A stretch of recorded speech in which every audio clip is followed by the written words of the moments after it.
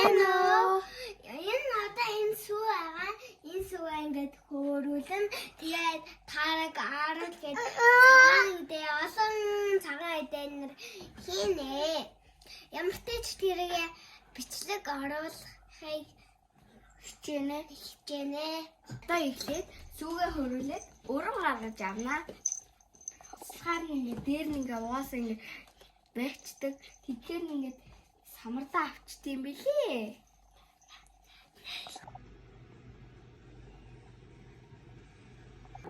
За одоо нөгөө сүүрээрээ тараг бүрцгээ. За одоо дээрээс нь ийм гоёлсон дээрээс нь тараг хийнэ. Энэ сүүгээ бүлээн болгоод дээрээс нь одоо тарагаа хийнэ. Энэ хангалттай бүлээн юм шиг санагдахгүй байна. Хөрөнгө гэдгийг хөрөнгө халбан амар их үсэрч шүү. Хүчигдэр бүр энэ тоогоо төрөнгөөс болсон гээ оддоо. Таван саван таглаад тавьчих бүр амар гоё үлээж илгэн тараг болчихсон. За манайд ингээд ийм том хаалнасаа байхгүй тэгээд ийм жижигдээ ижлээ. 3-4 цаг таглаа тавьчих бод амар гоё илгэн тараг болцохоор нь танарт харуулнаа за. Гэтэ сэгсчиж болохгүй.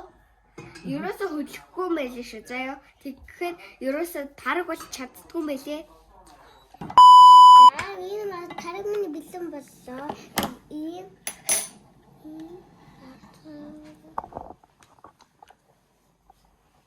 илгэн тараг болсон байна одоо амсий. Яна энэ онгойлгож чаддгүй. Энэ ямар тагцсан шүү. Энэ угаасаа харагдахаар биш юм байна.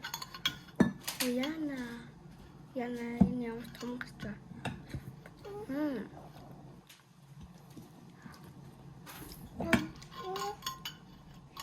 Гоё юм байна. Энэ амар гоё тараг байна. Тарага хийвэл хөргөчөнд хийчихвэл бүр гоё болдго юм байлээ.